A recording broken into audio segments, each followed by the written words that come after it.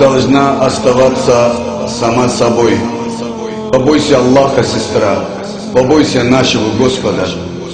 В Священном Коране говорится: «О пророк, скажи твоим женам, твоим дочерям и женщинам верующих мужчин, чтобы они опускали на себя свои покрывала.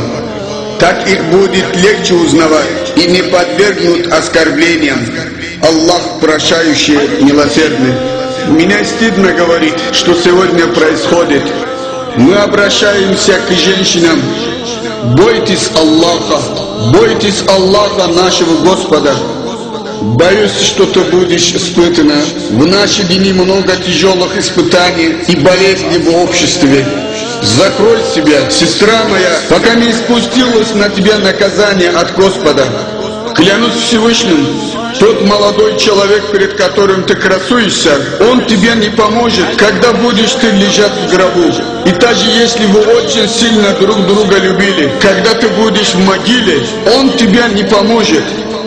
Даже если ему предложат большие деньги, чтобы провести хоть 1 час с тобой вместе в могиле, он откажется. Только твои благие дела помогут тебе там. А для женщины самое главное из благих дел – это хиджаб. Господь приказывает женщине прикрыть себя, значит одет хиджаб. А она отвечает нет. После этого она становится грешницей. Почему? Потому что она отвергла повеление владыки. Ведь Аллаху не говорится нет. Мусульманка не должна говорить: убедите меня в обязательстве ношения покрывала. Это не имеет смысла.